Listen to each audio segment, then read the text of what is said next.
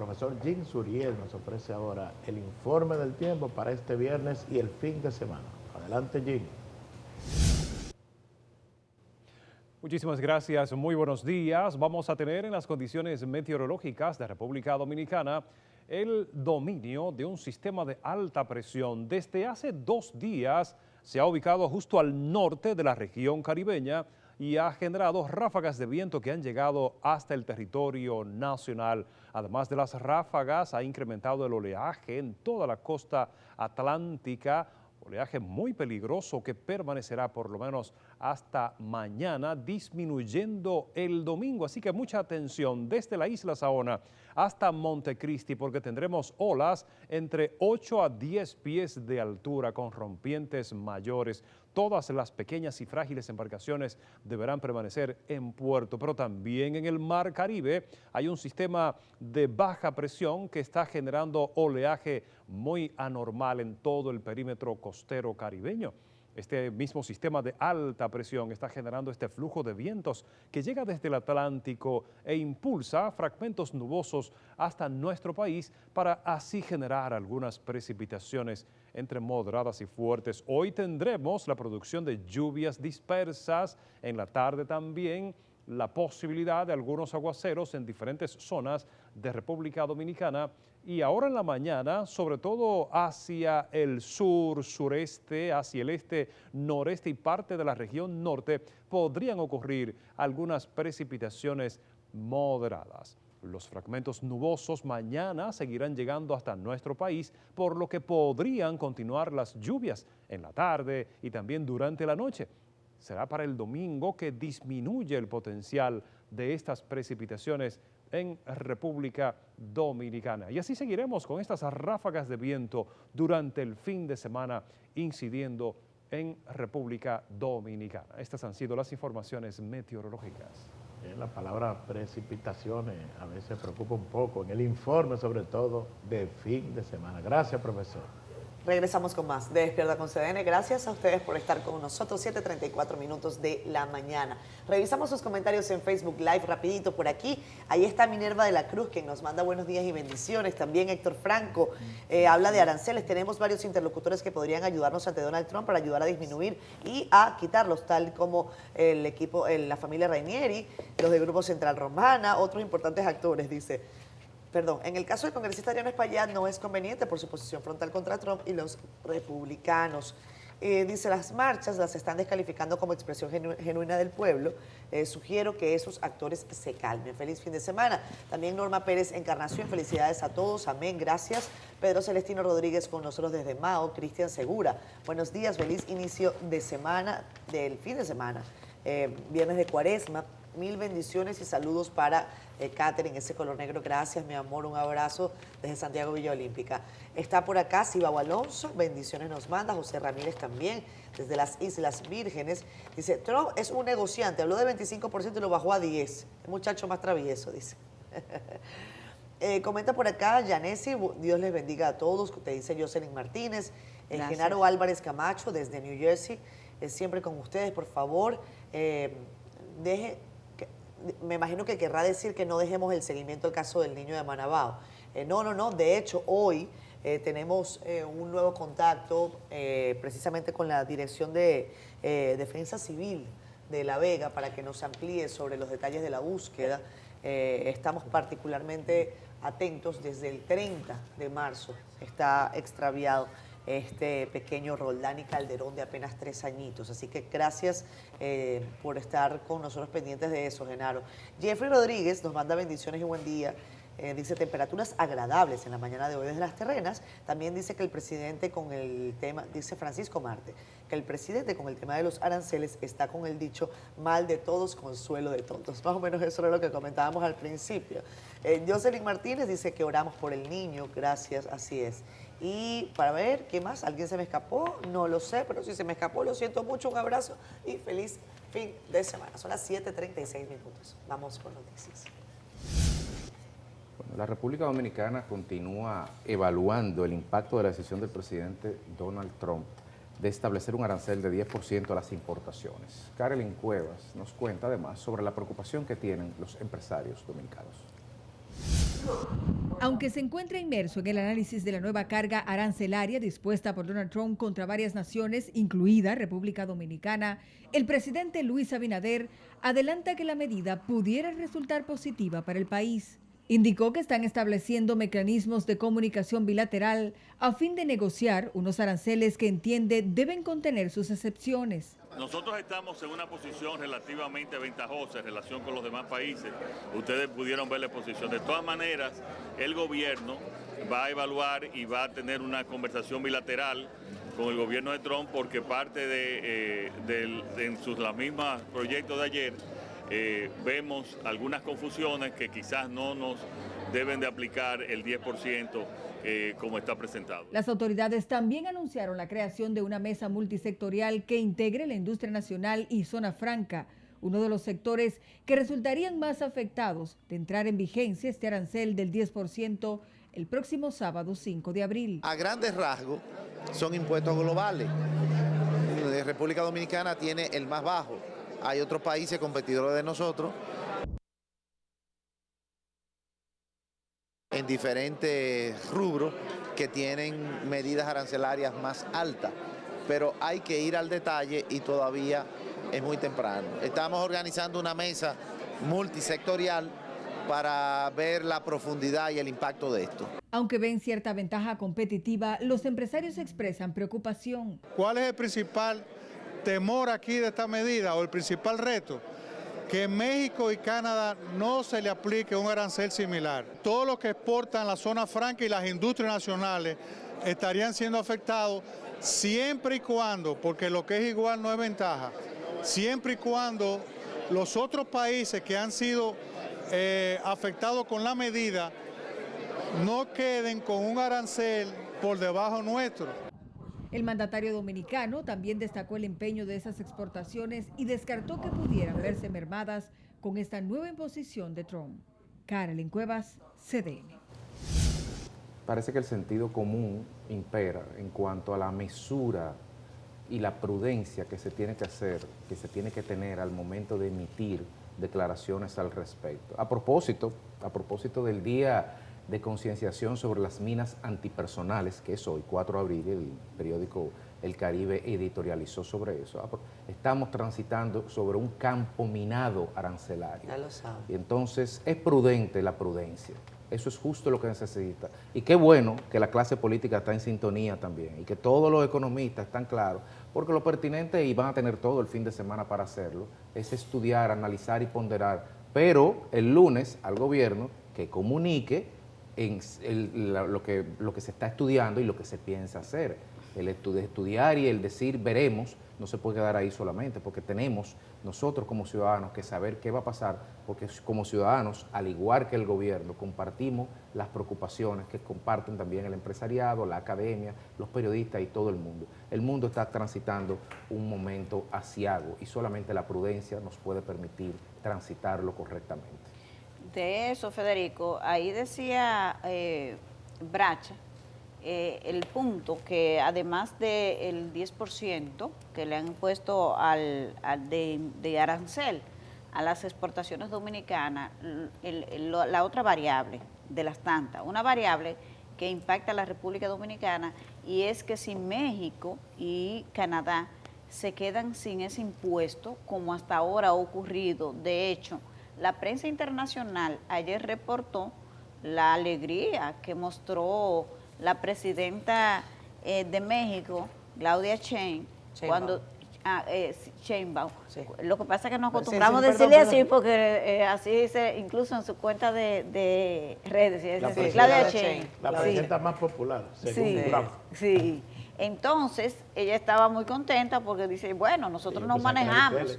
El 10% hasta ahora a México no se le ha aplicado y eso resulta retante para la República Dominicana, y es lo que dijo el señor Bracha ahí, y es una muestra de la pertinencia y la relevancia de lo que dijo tanto el presidente Luis Abinader de iniciar conversaciones bilaterales para ver hasta dónde qué se puede lograr. Ya el presidente Donald Trump ha dicho que sí, que él, si le ofrecen algo fenomenal, yo no sé qué tal tal vez tenemos algo fenomenal que ofrecerle, él podría variar el criterio del tema de los aranceles y también la pertinencia de la propuesta de una mesa de diálogo para tratar de buscar vías de solución, porque nosotros no somos China. China respondió con un arancel mucho mayor, ellos están entre iguales, pero ese no es el caso de la República Dominicana. Así que no es solamente el 10% a las exportaciones dominicanas, la variable que hay que tomar en cuenta, son otras, como por ejemplo el caso de México, que no ha sido impactado con esta medida. Bueno, vi varias declaraciones de distintos funcionarios, como el ministro de Agricultura, que prácticamente lo celebraba. Hay como un exceso de optimismo de algunos funcionarios con relación a esta medida, que algo negativo va a tener, claro. Pero pienso que lo más sensato y además lo más concreto fue lo que dijo el ministro de Industria y Comercio, Ito Bisonó, que creo que fue el primero que habló, porque fue al inicio de esa actividad de ayer de la Asociación de Industria de República Dominicana, y cuando él iba entrando los periodistas lo abordaron, él dijo, todavía la medida acaba de ser tomada, hay que estudiarla, hay que evaluar su impacto, y ahí reveló que ya se había creado una mesa multisectorial para evaluar el alcance de esta medida, su posible repercusión, y incluso de ahí podrían venir las estrategias, la ruta a seguir. Con relación a el tuit, el llamado que hace el expresidente Leonel Fernández, muy positivo, líder de la oposición, y está actuando con responsabilidad. Lo que me llamó la atención fue que él incluyó otro tema, porque él dice que haga una mesa de diálogo. Dice, en la mesa de diálogo que proponemos, un tema que no puede quedarse es el migratorio. Ustedes saben de qué estamos hablando cuando hablando del tema migratorio. Estamos hablando del tema haitiano. Entonces, a Leonel Fernández le van a enrostrar, y con razón, con cierta razón, que en su momento, en el 2021 creo, que el presidente Luis Abinader convocó a los partidos políticos, a todos los partidos políticos, a un diálogo en el Palacio Nacional, y los partidos de oposición, Fuerza del Pueblo, PLD y PRD, la intención del diálogo era hablar del tema haitiano y firmar un acuerdo, pero en la primera ronda, si no recuerdo mal, participó Manolo Pichardo por la Fuerza del Pueblo, y creo que hubo algún representante del PLD, pero no volvieron, abandonaron el diálogo, se perdieron de esa oportunidad. No, por algún motivo, ellos decían que esto era un tema que se estaba politizando, y en ese momento, pues entonces se perdió esa oportunidad de que se diera un acuerdo sobre un tema que es un tema país, al igual que este tema también, del impacto que puedan tener los aranceles dispuestos por el presidente de Estados Unidos, Donald Trump. Así que se lo va a recordar a él, y con cierta razón. Miren, estaba revisando lo que está ocurriendo con las bolsas en el mundo. Evidentemente todavía las de Estados Unidos hay que estar atentos, pero en Europa la bolsa, el índice bursátil español, el IBEX, ha sufrido su mayor caída ayer, incluso por encima de los mercados europeos, 6%. Estamos hablando de que los temores de los inversionistas ante esta guerra comercial se van a empezar a sentir, y yo creo que ahí es en el momento en el que la República Dominicana, y ayer lo advertía en el ámbito de lo político, para los temas de gobierno, de las pugnas, si se quieren llamar así, internas dentro del PRM, para ver quién va a ser el candidato, pero hoy hay que trasladar esa lógica de unidad nacional frente a un escenario cambiante, convulso, como el que estamos viviendo para el tema de la clase política. Yo felicito que el expresidente Leonel Fernández haya escrito ayer en su cuenta en Twitter que estas decisiones sobre nuevas medidas arancelarias desde la administración de Donald Trump pues deberían contar con una contraparte en República Dominicana, al menos de diálogo, que fortalezca la respuesta que se dará a esto. Yo creo que también ha sido prudente el presidente Luis Abinader en decir, nosotros vamos a evaluar, es temprano, aguantemos esto, esperemos a ver cómo podemos hacer que se lleguen a algunos consensos, a lo mejor en materia de algunos productos. Y creo que sí, creo que el país puede de una manera u otra salir medianamente airoso ante un desafío mayúsculo que hoy está provocando una caída gravísima en las bolsas del mundo entero. Incluso hay que decir que el JP Morgan está previendo 60% de posibilidades de que a final de año se entre en una recesión de la economía mundial. Para eso hay que tener previsión, para eso hay que tener respuesta conjunta, respuesta de los sectores productivos y por supuesto de los sectores políticos. Por eso es que yo creo que hay que hablar de lo que hay que hablar. En muchos momentos en nuestros países nos dedicamos a hablar del circo de la calle, de lo que resulta sexy para el tema de los discursos, de lo que resulta chévere para subir un puntico acá o otro puntico allá. De lo que hay que hablar es de cómo el país va a enfrentar un entorno internacional particularmente complejo, sobre todo siendo una de las naciones que más ha crecido en los últimos 20 o 30 años. Cómo mantener ese crecimiento, cómo hacerlo, no solamente que se mantenga, sino que se evite una contracción con un escenario global tan complejo. Esos son quizás los temas de los que haya que hablar. Compañeros, Wall Street ayer perdió, dijo que sufrió su peor caída desde el COVID. Standard & Poor's 4.8% fue la caída. El Nasdaq registró una caída de 5.97%. El petróleo está cerrando a la baja por decisiones de Arabia Saudita. Eso es algo también que hay que considerar en la torta del análisis.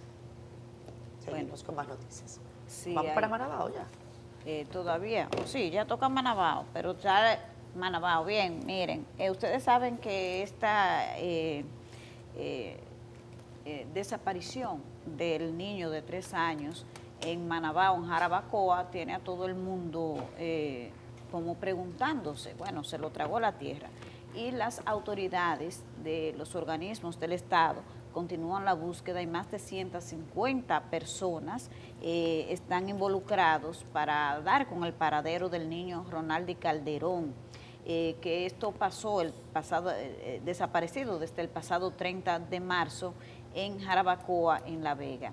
Unos 5 fiscales, miembros de la Defensa Civil, los cazadores del Ejército de Constanza, el Sistema Nacional de Emergencias 911, y unidades caninas en conjunto con otros organismos de socorro se han concentrado en la zona para continuar con la búsqueda y han ampliado también una búsqueda aérea.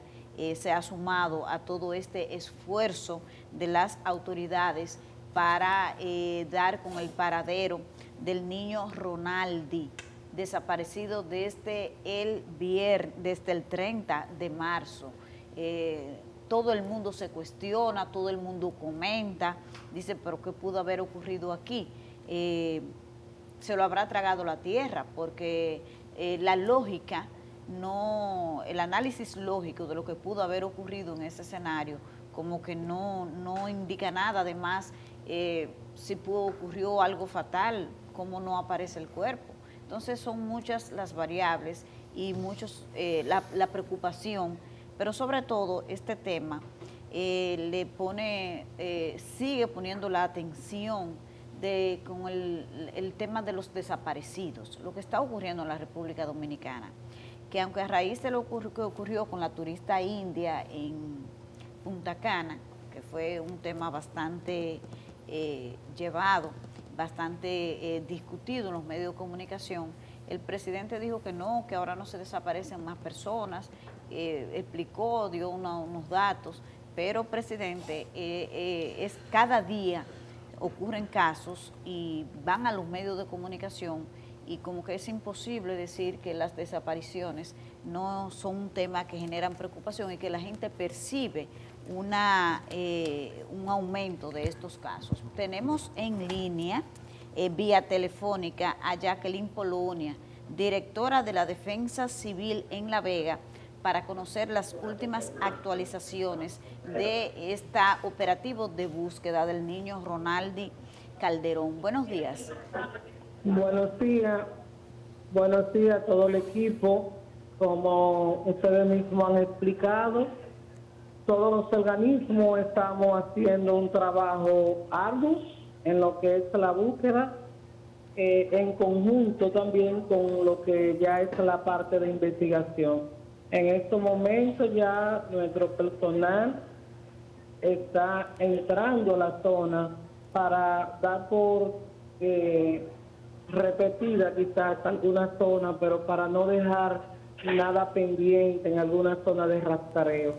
Nosotros nos hemos sumado a la búsqueda desde el primer día, desde que ocurrió la desaparición del niño y los padres lo informaron. Nosotros tenemos quizá la oportunidad de estar presente en esta comunidad porque tenemos un cuerpo activo de la Defensa Civil en lo que es Manabao y específicamente en esta zona conocida como La Ciénega, que es la comunidad a la que pertenece el Tablón. O sea que desde el mismo momento que se extravió el niño se comenzó a trabajar y con personas que conocen el área, porque independientemente de ser personas que son miembros de nuestra institución, también son guardabosques, personas que nacieron en la comunidad, que conocen toda esta zona porque han convivido y han vivido en este espacio. Señora Polonia, por favor, ilústrenos sobre cuáles son los equipos que están utilizando para la búsqueda y además sobre la experiencia que tienen los equipos en situaciones de esta índole. Hay algunas informaciones que relatan que esto habría ocurrido anteriormente con otras personas justamente allí y cómo se ha desenvuelto entonces el operativo en virtud de la experiencia. Bueno, partiendo de la experiencia, lo primero es comenzar a hacer la búsqueda con las informaciones que te da el niño, que esto comenzó el mismo domingo, haciendo un rastreo en las zonas cercanas, reconstruyendo la escena de lo vivido en este espacio, y a eso entonces, a partir ya del lunes, se integran otros actores, como entonces las unidades caninas, el equipo de dron del sistema 911, la unidad de búsqueda del ejército, también se integra el cuerpo de bomberos, se integra los cazadores de Constanza. O sea, es un trabajo en equipo arduo y que se le ha dado continuidad. Nosotros no descartamos ningún espacio y por eso quizás muchas personas dicen, vuelven y buscan, porque no queremos dejar pendiente, dejar espacio que no haya sido rastreado por el equipo. Se está, adicionalmente a la búsqueda en tierra, se está haciendo búsqueda en el lecho del río.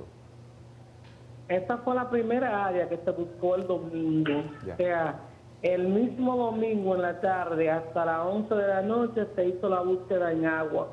Y algunas personas han sido críticos porque después de las 6 de la tarde no se tiene contemplado un protocolo de búsqueda. Y hay ocasiones de que se rompen los protocolos, específicamente cuando se trata de un niño de 3 años de edad, lo que nos lleva a nosotros también a una complejidad de que ciertos temas no tocarlos porque se lo dejamos a los organismos de investigación, tanto de la Fiscalía como de la Policía. Nosotros nos hemos dedicado a lo que es el rastreo, a lo que es utilizar la unidad canina para que nos indique hasta dónde pudo haber pernotado ese niño, hasta dónde estuvo en compañía con adultos de ese niño, y eso es lo que hemos estado haciendo. Pero todo lo que es la parte del río se ha buscado en diferentes vertientes.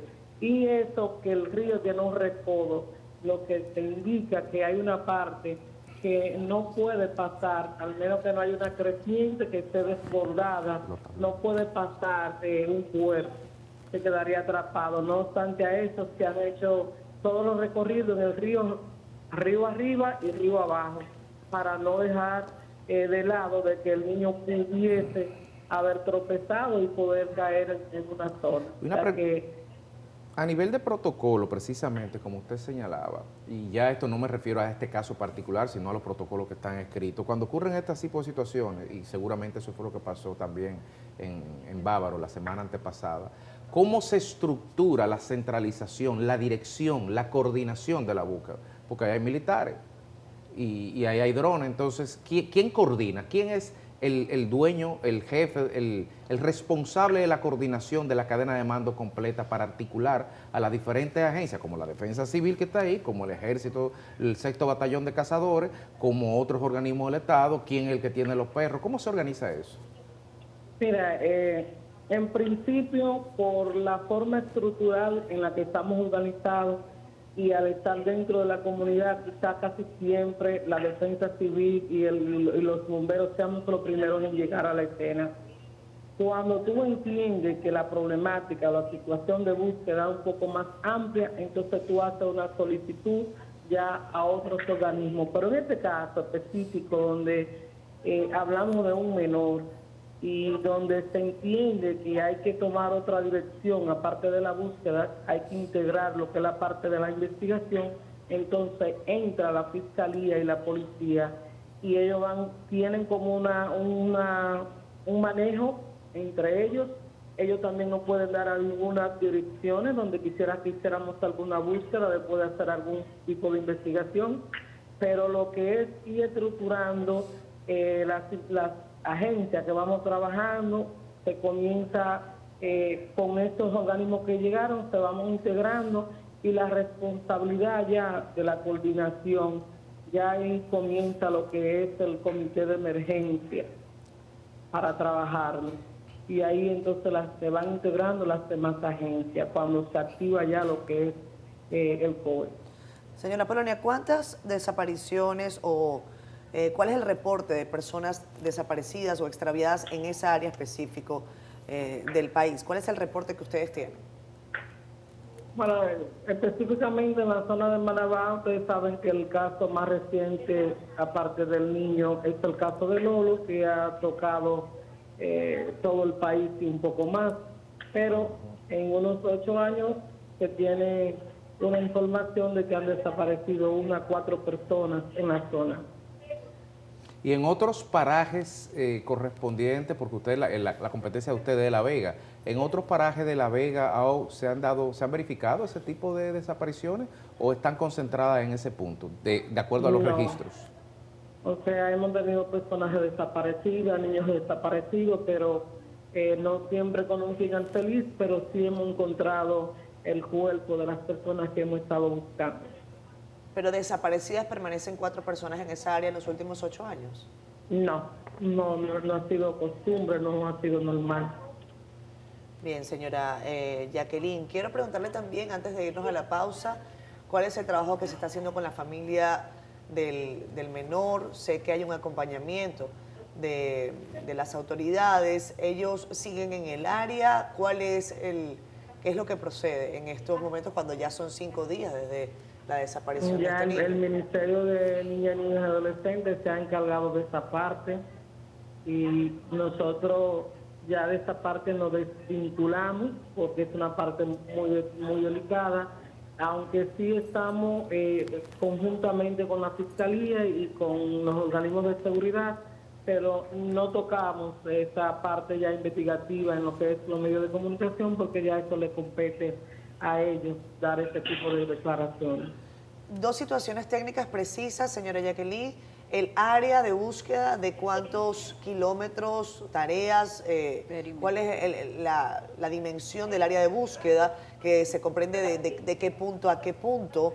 Me gustaría saber eso y cuántas personas en total están vinculadas al operativo.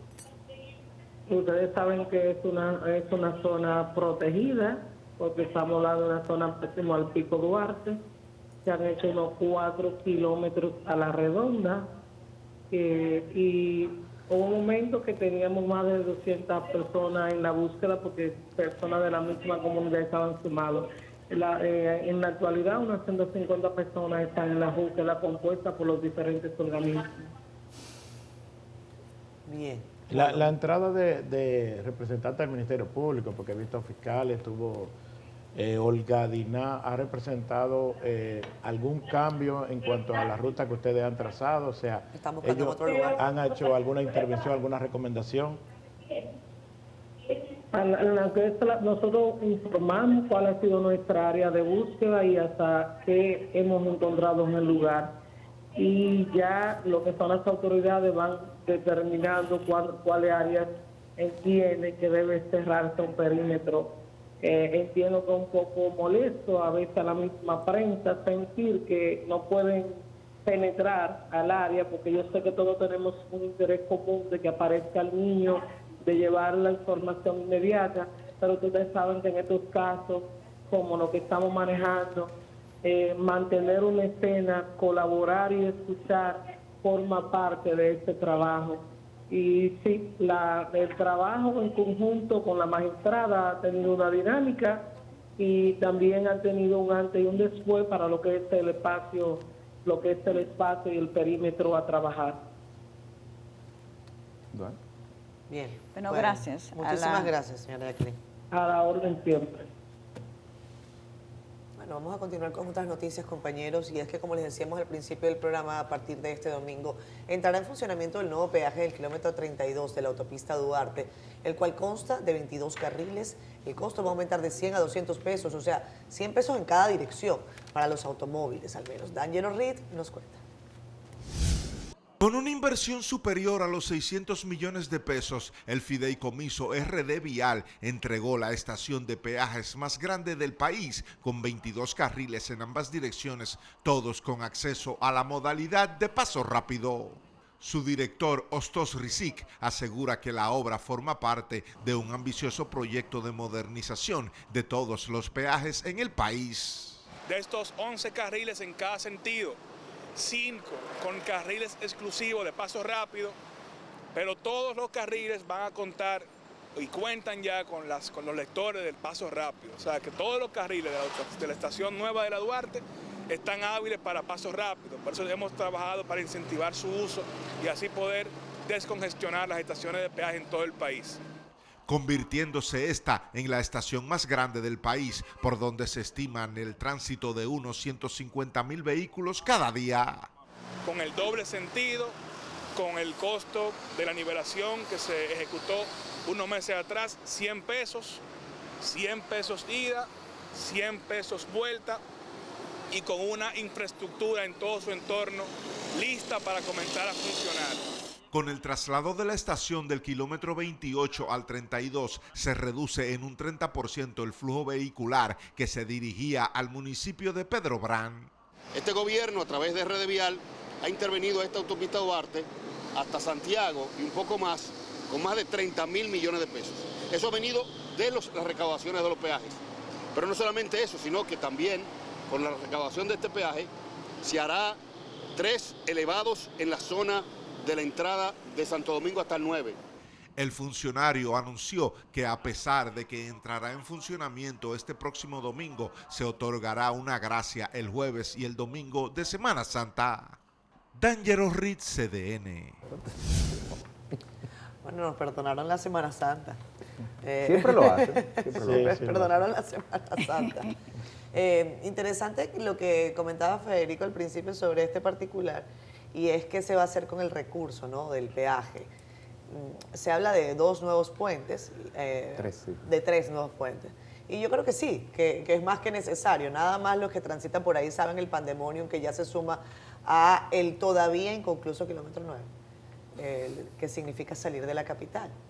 Estaban terminando un murito en New Jersey este fin de semana, el martes, para que sepan. Y de hecho yo pasé por ahí el martes y dije, miren, parece que el peaje está listo, y ahí está.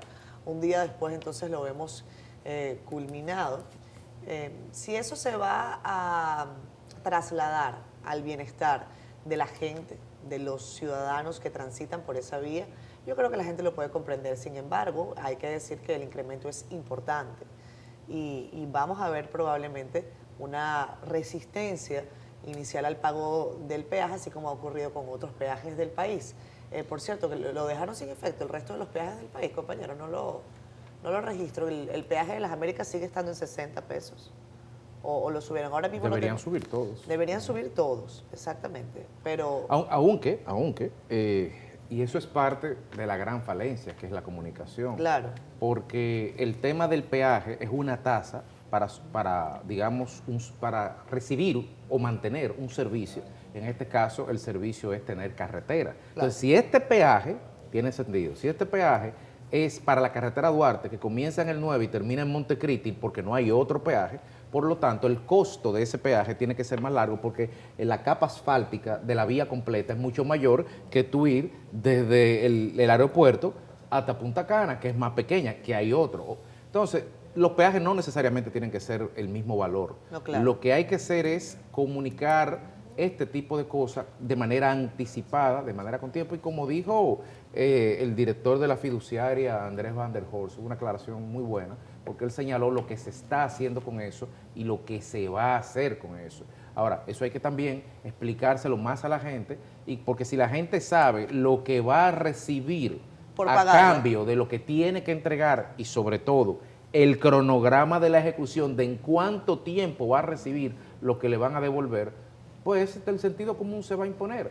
El peaje definitivamente que necesitaba ser aumentado. Lo que necesitamos también es que nos digan, como dijo el señor Van der Horst ahí, qué van a hacer con eso y que nos los expliquen claro. Y la gente tendrá su resistencia, pero la autoridad es responsable también, porque hace muchos años, el 2015, que había que hacer un ajuste y no se había hecho. Claro, totalmente. Sí, Una claro parte que importante. eso no marca bien en las encuestas, eso quita puntos. Hay una Quizá parte por ahí está importante. la Pero si se hace explicación. poquito no se siente. Que el traslado del kilómetro del peaje del 25 al 32, Sí. eso va a tener un impacto en los residentes de Pedro Brán. Eso te iba a decir Que la gente no de van a Pedro tener- Brán, que no van a tener no van que a pagar el peaje. Che, bueno, se salvó la gente de Pedro Brán. Sí, Creo que era, es un que era alivio para lógico, ellos. un alivio para ellos. Vámonos a pausa, ya venimos con más.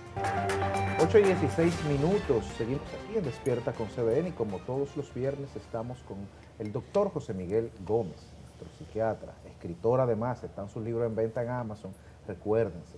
Y hoy vamos a atacar un tema muy importante, más para algunos que para otros, pero en algún momento para todos, que es el tema de la jubilación. Y al respecto, cuando uno deja de trabajar, uno se jubila, pero la pregunta es, ¿hay que jubilarse del trabajo o de la vida? Un tema importante porque Doctor, buen día. es un tema de salud mental, es transversal. Un grupo de médicos ya jubilados, pensionados del colegio médico, me pidieron que se ponga en boga abordar el tema de la salud mental del jubilado. ¿Cuántas personas en República Dominicana planifican su jubilación? ¿Cuánta gente gerencia la jubilación? ¿Cuánta gente se prepara a fluir en una jubilación sana, con bienestar, con salud mental, con equidad, con espiritualidad? Lo que se está viendo en la sociedad dominicana es que la mayoría de la gente que se jubila no se prepara ni en el orden económico, ni en la salud, ni en la espiritualidad, ni en el proyecto de darle continuidad al sentido de vida, ni con familia a veces, ni con pareja, y mucho menos con un estado de bienestar social. El bienestar social incluye cómo usted se jubila siendo útil, cómo usted se jubila teniendo sentido de vida, cómo usted se jubila conectado con personas, con espacio, con productividad, cómo usted se jubila para la felicidad y el bienestar. Entonces, este es un tema importante porque lo que vemos es que muchas personas se jubilan por un tiempo, una empresa, una institución pública o privada, te compra tu fuerza de trabajo, tu tiempo por 30, 25, 40 años, y después te dan esa libertad, te dicen, mira tu tiempo, tu espacio, tu ocio, y después esta persona no sabe qué hacer. Y se queda en su casa en una mecedora, no quiere salir, se deprime, trastorno de ansiedad, no duerme, no quiere tener relaciones afectivas ni sexuales ni emocionales, y es una persona que comienza a tener enfermedades como la depresión, comienza a tener refugio en la soledad, es una persona que pierde la conexión con amigos, que ya no se vuelve productivo, siendo útil con 60, 65 años, y no quiere volver a funcionar. Y de eso es que queremos hablar hoy. Doctor, algunas ocasiones me ha tocado escuchar gente y conversaciones, incluso en espacios de trabajo o familiares, que dicen, no, mira, esa persona necesita ir a ese trabajo, porque si lo deja, se muere, cae en un estado de depresión, no sabe vivir sin esa conexión. ¿Eso cómo se explica y en qué circunstancia una persona cae en eso? Cuando una persona se institucionaliza. Lo peor es cuando la persona se institucionaliza. Estamos hablando de un esquema mental donde esa persona fija su concepto de proyecto de vida en un espacio, en un tiempo, en un área específica.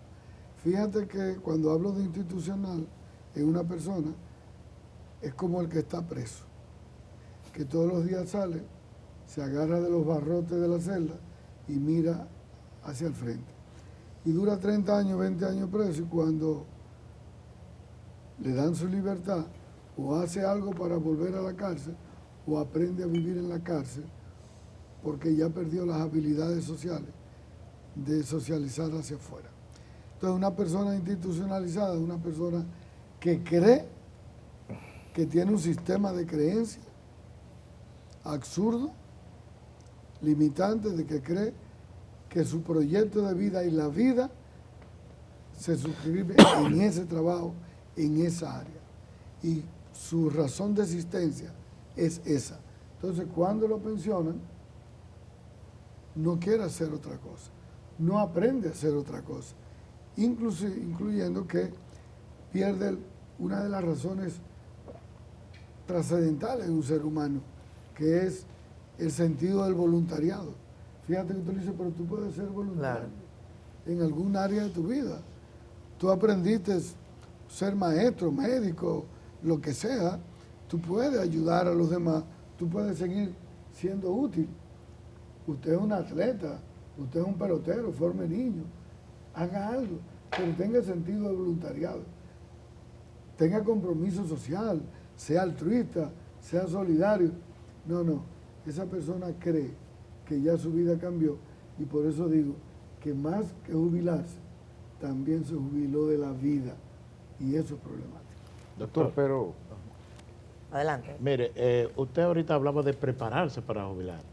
Yo sé que hay muchas personas que están, después de tantos años trabajando, están esperando ese momento de jubilarse, quieren retirarse, pero después entonces cuando llega la hora de retiro es un shock y pasan tiene ese impacto negativo que usted mencionaba, pero ¿cómo prepararse? O sea, ¿cómo preverlo? ¿Cómo hacer planificación previa para que el momento cuando llegue no sea un shock? La jubilación se prepara en la adultez. La vejez se prepara en la adultez. Usted tiene que organizar su proyecto de vida. Por ejemplo, a pocas personas le hablan y han aprendido de finanzas personales, que no nos dan en la universidad ni en la escuela finanzas personales. Y una persona tiene que conocer finanzas personales, porque tiene que ahorrar su vida y tiene que ahorrar el 4% de sus ahorros, tiene que ser destinado a su salud mental. Tiene que organizarse financieramente, con activos, con pasivos. Esa persona tiene que organizarse para seguir teniendo conexión. Tiene que tener un proyecto de pareja, tiene que tener un proyecto de familia, tiene que aprender a tener sentido de utilidad, es decir, religiosidad, espiritualidad, tiene que hacer ejercicio, tiene que cuidar sus áreas vulnerables, desde su salud física a su salud mental. Tiene que ir a tertulias, tiene que leer, tiene que caminar, tiene que viajar. Sobre todo, tiene que aprender a ser creativo, aprender nuevas áreas en la vida para ejercitar su cerebro. Entonces, fíjate que la mayor productividad de un ser humano y la mayor creatividad de un ser humano la puede lograr después de los 60, cuando tiene más tiempo libre para organizar muchas cosas. Ahora, eso depende del enfoque que usted le dé a la vida. Si usted ya comienza a tener un determinismo espiritual de limitaciones donde usted cree que ya usted llegó y terminó y se queda en soledad y entra en un sentido de inutilidad, de minusvalía, de victimización, oiga, usted se deprime y se queda en su casa que ya no quiere nada.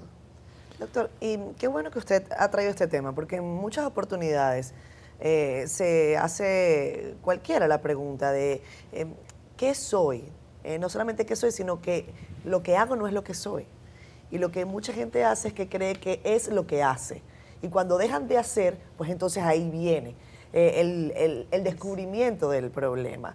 Cuando las personas están acostumbradas a sentirse que son lo que hacen y dejan de hacer, ¿cómo empezar a... ¿Y cuál es también el efecto del apoyo del grupo, de la pareja, de la familia? Reconducir esa compleja conformación psicológica que puede haber tenido años, por no decir décadas. La identidad, mantener la identidad, una persona puede mantener la identidad laboral hasta su muerte. Claro. Lo que no puede hacer un adicto al trabajo y creer que solamente aprendió un oficio y que debe de morir con su oficio. Entonces, en la neuroplasticidad cerebral, en la neurogénesis, en la parte cognitiva, el ser humano puede conectar con otras áreas, tener ese sentido de utilidad, tener las tres cosas que siempre he hablado que un ser humano tiene que terminar al final de su vida. ¿Cómo quiero ser recordado? ¿Quiénes son mis compañeros de viaje? ¿Y cómo quiero terminar? ¿Cómo quiero que me recuerden? Entonces, voy a ser un ser humano con sentido de utilidad, voy a ser un buen abuelo, voy a ser un buen padre, voy a ser un buen amigo, voy a ser un buen ciudadano, sigo aportando, sigo conectando con la vida. Eso es lo que se debe de trabajar. Doctor, pero a nivel de estudio y a nivel de consulta incluso, ¿cómo se puede correlacionar o qué ha quedado evidenciado de el aceleramiento que pudiera tener los procesos de deterioro cognitivos cuando no se hace esto, cuando de repente uno se queda en soledad en su hogar, que no tiene absolutamente nada que hacer, y cómo esto impacta ya en consulta a nivel de depresión? ¿Cuáles son las estadísticas? Mira, no tengo las estadísticas, pero sí te puedo decir que a mí me preocupa la gran cantidad de personas después de los 65 años y 60 años, adultos que pueden ser productivos, que se pensionaron de un trabajo y que se han quedado en sus casas. Y al quedarse en la casa, comienza a tener ese deterioro cognitivo. Porque el cerebro que no se ejercita es un cerebro que va perdiendo habilidades, que se va atrofiando, que una de las células dejan de conectarse con la otra. Entonces, un cerebro que no lee, que no camina, que no escucha música, que no habla, que no tiene conexiones sociales, que no trabaja, que no está activo, que no tiene una agenda de actividades de todos los días, es un cerebro que se va a apagar. Entonces, ese adulto mayor, cuando se jubila y se aísla, su cerebro comienza a atrofiarse y va perdiendo las actividades. Y su dopamina, su oxitocina, su endorfinas, su serotonina, se van bloqueando. Y de ahí tú lo ves que se queda una mecedora deprimido, que se va deteriorando en términos de la higiene personal, se abandona. Porque antes tenía que ir al trabajo y se perfumaba y se ponía una ropa limpia, claro, y ahora está en su casa y esta señora se ha quedado en una bata en su casa, se ha abandonado, sí, ya no quiere salir, no tiene amigas y de pronto se comienza a enfermar. Le baja la autoestima, le baja el autoconcepto, va perdiendo las habilidades, la creatividad y se va haciendo una persona. De ahí es que tú la ves que después que se pensiona la gente dice, pero en poco tiempo te ha deteriorado. ¿Qué ha pasado contigo? ¿Verdad? De no coger el sol se ha puesto amarillo. Claro. Fíjate cómo hay gente que cambia. Y todo lo que estamos hablando aquí es gratis, es barato, no tiene que tener grandes recursos para hacer una calidad y calidez de vida después que usted se jubiló. Los números están en pantalla si ustedes quieren hacerle preguntas al doctor sobre este tema que estamos tratando hoy. Doctor, ¿y las personas que se preparan para esta etapa, la etapa de la jubilación, del retiro? Y sin embargo, a veces uno ve casos de gente que la vida le sorprende. Quizás pensaron el retiro fabuloso con una pareja y resulta después una infidelidad, un abandono, no pasa como tú lo pensaste. Puede que te ocurra quizás hasta una fatalidad, una muerte de un familiar cercano. ¿Cómo lidiar con la vida, con esas circunstancias inesperadas que te pasan en esa etapa y que son un revés a tu plan de vida? Qué pregunta más sabia, mira. Todos los seres humanos vamos a tener distintas adversidades en la vida y el que logra tener más años de vida va a vivir más adversidades y más circunstancias. Una de las cosas que lastima, lacera, que produce deterioro en la adaptación social en la jubilación o en la adultez mayor, es que una de esas circunstancias tú tengas que afrontar una viudez, un divorcio, una pérdida económica, una enfermedad catastrófica, le dio cáncer, Parkinson, demencia, una enfermedad autoinmune que lo limitó, o perdió un ser querido importante, o tuvo que hacer un proceso migratorio, tuvo que cambiar de comunidad, ahora tiene que adaptarse a otra comunidad. Entonces, estas son circunstancias que a mucha gente le llega y que lógicamente no saben adaptarse. Hay otras personas que se preparan para esas circunstancias y si las tengo, le doy continuidad al proceso de vida. Hay gente que se vuelve a casar. Hay gente que vuelve a tener nuevos amigos. Claro. Hay gente que conecta con la vida de nuevo. Hay gente que se muda y busca nuevos vecinos. Hay gente que no le va bien a una iglesia y cambia de iglesia, y cambia de pastor o de cura. Hay gente que tiene la habilidad de emplearse. Hay gente que no deja la política nunca. Hay gente que no deja la política. Correcto. Entonces, hay quienes no se jubilan nunca también. Hay oficios que no. Pero no solamente en la política. El retiro. No solamente en la política, doctor. Hay quienes no se jubilan nunca. Los periodistas no se jubilan. Sin embargo, fíjate, yo creo que no. Fíjate que en la política, si tú haces un estudio de la salud mental, de cómo terminan los políticos en República Dominicana, la mayoría, por el estrés crónico que han vivido, terminan con enfermedades inmunológicas, terminan con cáncer de páncreas, de estómago, de próstata, terminan con problemas serios por el deterioro de la política. Y pese a que se le aconseja que se retire, prefieren morirse en la lucha por el poder porque terminan siendo adictos al poder. Es una adicción al poder. Pero precisamente, yo he pensado siempre en eso, pero el tema es, o que podemos hablarlo en términos individuales, el plan, la salvación es personal, pero la salvación es personal en una sociedad que a nivel colectivo no ofrece salvación, porque usted quiere que se jubile, pero ¿para hacer qué en su casa? Entonces el tema es, y ahí voy a políticas públicas, esta es una sociedad que como política pública de Estado no piensa tampoco en proveerle a la tercera edad nada. Entonces usted no puede envejecer, porque usted puede hacer su plan de vida y tener todo el dinero en una gaveta guardado, pero no hay un parque donde usted pueda sentar, no hay rampas no hay política pública para que haya rampas, no hay lugares de acceso. No hay nada que se pueda hacer desde el punto de vista de incentivado por el Estado, descuentos, actividades sociales, culturales, no hay nada realmente para el tercer envejeciente. De hecho, yo tengo amigos que están pensando ahora, que han comprado casas en España, pensando en retirarse allá, porque esa es una sociedad en la cual se pueden retirar. Claro. Bueno, el que tiene capacidad. El que puede. No, a mí me sale más abajo. Son países que han organizado áreas, proyectos, políticas públicas para el bienestar social del envejeciente. Doctor, tenemos una Hay llamadita. club de abuelos, hay parques y esas cosas. Tenemos una llamada. Vamos a la llamada. Hola, buenos días. ¿Con quién hablamos? ¿De dónde? Espérate, chico, que estaba ocupada. De La Vega. Hola, ¿cómo está, señora ocupada de La Vega? ¿Cómo me le va? Bien. Bienvenida, usted está al aire.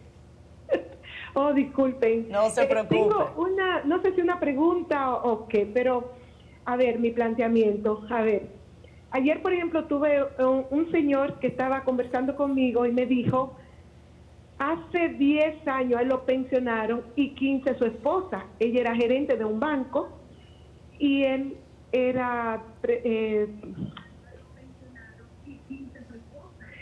director de un centro educativo muy importante. ¿Qué pasa? Ellos conversaban y decían, cónchale, pero mira, nos pensionaron en un momento cuando más productivo éramos. Sí. Y a quien sustituyó ese señor, quien lo sustituyó, fue una persona que quizá tenía poca experiencia y eso, pero fue con mejor escala de pago, le brindaron todos los servicios que él había solicitado a ella, etcétera. O sea que, bueno, ese es un caso. Pero el otro caso es... Adelante. Ok, que se oye, estoy resonando aquí esperando que yo termine de conversar en la pantalla. No, bajen el volumen al tele. Cuando usted tiene un rango en la policía y usted cree que tiene el mejor momento de su vida para usted ser ya director en un departamento, en cualquier lugar, y ahí le llega a usted mejor la pensión, en su mejor época, cuando usted tiene la oportunidad de tomar decisiones, de hacer las cosas realmente como se deben de hacer, cuando usted ha sido intachable, cuando usted, más que una pensión, está esperando una mejor posición. Un ascenso. Llega alguien que por política, quizá con 70 y pico de años, y es el director, entonces él es el que está por encima de todo. Entonces, ¿qué sucede con todo eso? Esa lista de pensionados de los militares, policías, no sé, toda esa cosa. ¿Qué tratamiento se le da a esa persona? ¿Cómo se le prepara antes para decirle, mañana usted ya no va a estar en esa fila? Claro, usted va para su casa. ¿Pero hacer qué? ¿Cómo? Usted lo preparó. Gracias. Entonces, mira qué ¿qué usted puede recomendarle al presidente que firma y no sabe quizá lo que firma? Porque yo tengo este puesto y no quiero que el que viene detrás de mí lo tenga, que aquel señor que es un hombre muy mayor y ¿qué le pasa, doctor? Deme una respuesta a eso. O cuando usted por política llega a un cargo de director y el que está preparado, que duró 20 años preparándose, va para su casa y usted por encima está ya porque es político. Gracias. Usted no sabe lo que está haciendo. Sí. Claro. Mira, unos comentarios muy atinados, porque lo que tú acabas de decir le pasa a muchas personas en República Dominicana. Las instituciones de la República Dominicana invierten en un recurso humano, lo preparan, y cuando esa persona ha acumulado la experiencia, las habilidades, la destreza para gerenciar, capacitar y dar lo mejor de sí, entonces lo sacan del servicio, lo pensionan joven dentro de las instituciones de las Fuerzas Armadas y de otras instituciones. Entonces esta persona 50 años. Muchas veces no sabe dónde colocarse. Son muchachos. Tiene mucha experiencia, pero no sabe dónde colocarse. Y las instituciones no forman a la persona para la jubilación. Lamentablemente, en lo que se cambia esa visión política, que debería de cambiarse en todas las estructuras del Estado, lo más importante es que cada ser humano también aprenda a gerenciar su vida y aprenda a reconocer, a identificar las áreas vulnerables. Es como decir, yo vivo en un país donde los servicios no tienen calidad y calidez. Yo vivo en un país con limitaciones y donde todavía los grupos funcionan y donde muchas veces el Estado no ampara y tampoco las instituciones privadas. Entonces, lamentablemente, como no hay un proyecto de seguridad social para el envejeciente, usted tiene que arreglársela para gerenciar y darle continuidad a su vida. Entonces, en forma individualizada, usted tiene que armar proyectos de vida para usted, para su familia, para darle continuidad a su vida, para darle sentido de utilidad, para usted empezar a gerenciar otras áreas de trabajo. No se quede en su casa, pero el comentario es válido. El Estado dominicano debe de invertir en políticas sociales que favorezcan las estructuras sociales para que la gente tenga calidad de vida en la vejez, en la tercera edad. Y eso lo tienen que hacer los ayuntamientos con las áreas de recreación. Bueno, doctor, le agradecemos mucho. El próximo viernes no venimos porque vamos de congreso. ¿Cómo así? Sí, vamos a llegar a Colombia a un entrenamiento de psicofármacos, pero luego Colombia es un lugar para uno ni siquiera Doctor, volver. eso significa que usted va a faltar 2 fines de semana, 2 viernes, porque el otro Viernes Santo. Correcto. Bueno, doctor, pues que le vaya muy bien. Repitan el programa. Le vamos a extrañar. Y recordarle a las personas evidentes que los libros del doctor están disponibles en Kindle, en Amazon, perdón, en la plataforma, ya en Kindle y en físico también. Y encuestas están en los más vendidos. Y encuestas dentro del libro, ahí están. Psicoterapia. Ahí está el generalísimo y el doctor. Ido a destiempo el doctor. Gracias, doctor. Feliz fin de semana. Muchas gracias, doctor. Señores, buenas y bienvenidos acá a Tecnotips en Despierta con CDN. Y les tenemos una primicia que ya habíamos mencionado hace un tiempecito antes de ir al Mobile World Congress, pero ya es una realidad de la República Dominicana. En estos momentos tengo acá a un amigo, a un aliado de CDN, al gerente de marketing de Honor para República Dominicana, mi pana Moisés Abreu, ¿verdad? Buenos días, Juan. Buenos días a todos los que nos están viendo. Muchísimas gracias por darme la oportunidad de estar aquí un día más. Bueno, Moisés, tú traes buenas nuevas. ¿A razón de qué? De que vienes a hablar de la nueva Serie 7, la nueva Serie 7 de Honor y el Magic V3 que ya está disponible en territorio dominicano. Así mismo. Desde ya todos estos dispositivos ya están disponibles. El día de anoche hicimos el lanzamiento formal a través de nuestros amigos y socios de Altis. Estos dispositivos ya están disponibles. El Honor Magic 7 Lite, Honor Magic 7 Pro, que es el dispositivo que tú tienes en mano, y el Honor Magic V3, que es este dispositivo que tenemos acá, el dispositivo plegable más ligero y delgado. Este dispositivo, vamos a empezar a hablar un poquito de él. Como ya te había dicho, el dispositivo más ligero y delgado del mercado. Espérate, Moisés, te voy a interrumpir con algo. Entonces tú vas a comenzar con la artillería pesada de una vez. Claro. Abusador, pero Honor está duro. Vamos, dime eso. Si le decimos artillería pesado a esto, todavía tú no sabes un poquito más de lo demás. Yo creo que lo demás es lo de la artillería pesada. Vamos arriba. Aquí tenemos el dispositivo plegable más ligero y delgado del mercado. Aquí podemos ver. Este dispositivo cuenta con una pantalla de 6.43 pulgadas. Esta pantalla principal nos ayuda a poder trabajar todo lo que nosotros hacemos en el día a día sin necesidad de abrir la pantalla. Pero si queremos hacer un poquito más a nivel de consumo de contenido, podemos abrir la pantalla y ganar una pantalla de 7.92 pulgadas, casi 8 pulgadas de pantalla en este dispositivo móvil.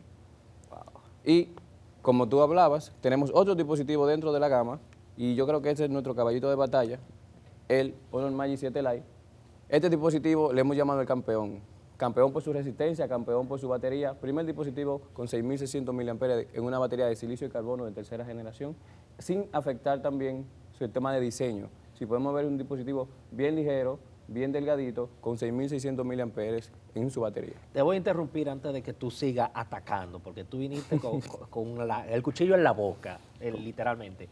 Quiero que me hables de la batería, ya la mencionaste. Quiero que me hables de la cámara, el almacenamiento y la memoria de ese dispositivo, porque en durabilidad ya se le han hecho múltiples pruebas. De hecho, si usted accede a las redes sociales de CDN, CDN37 Oficial o Juan Medina RD, podrá ver cómo ese aparato que Moisés tiene a la mano, lo tiramos desde un helicóptero al pavimento y no se rompió. Señores, es uno de los dispositivos más duraderos del mercado, para no decir que es el irrompible. Háblanos de la cámara, memoria, almacenamiento de ese aparato.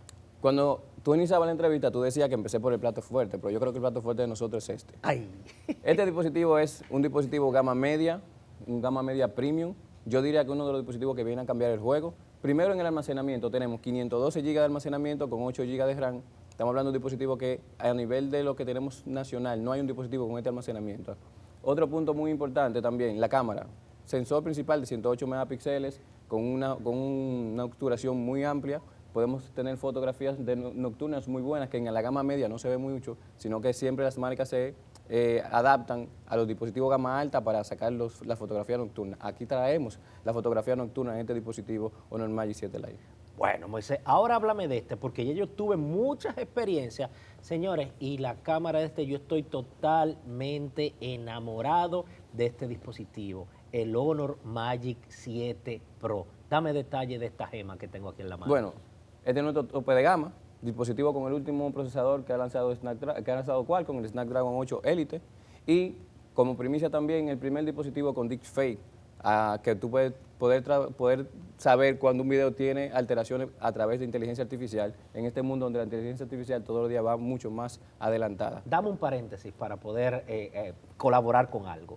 Como abogado he visto muchas situaciones que se utiliza la inteligencia artificial para crear videos o imágenes que simulan ser otra persona, alterando o suplantando la identidad. Y eso se conoce como deepfake. De hecho, tanto Addis Burgos como Catherine han sido víctimas de este tipo de cosas. Y hasta Baez Albizu, de igual manera, y se han reproducido de manera masiva en las redes sociales para estafar a muchas personas.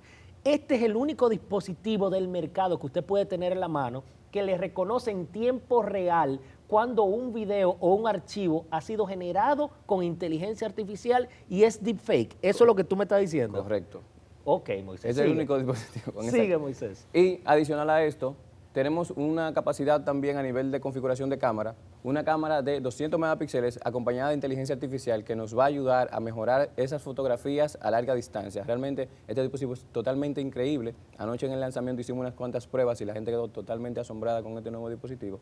Y adicional, ya a nivel general, todos los dispositivos de la serie Magic están impulsados por inteligencia artificial, tanto de Honor como también colaboración con Gemini, que es cosas que ustedes vienen viendo de hace un poquito de tiempo, poder borrar cosas, poder pedirle que no haga citas, que nos ponga resúmenes de videos, resúmenes de algún artículo. Por ejemplo, esta entrevista, ustedes cuando la suban a YouTube, yo puedo decirle, hazme un resumen de lo que pasó en CDN el día de hoy. Y él me va a hacer un resumen totalmente de esta entrevista y ya yo voy a poder saber lo que pasó sin tener que verla por completo. Bueno, Moisés, entonces ahora te tengo una preguntita. Háblame de la disponibilidad en territorio dominicano y la dolorosa o las ofertas que ustedes tienen, porque cada vez que llega un proveedor de servicio, uno va a adquirir el dispositivo, pero le regalan alguito. A la gente le gusta que le den. Dime de eso. Como te dije al inicio, ya estos dispositivos están a la venta en todas las tiendas de Altiz con descuentos súper agresivos. Estos dispositivos también vienen con regalos.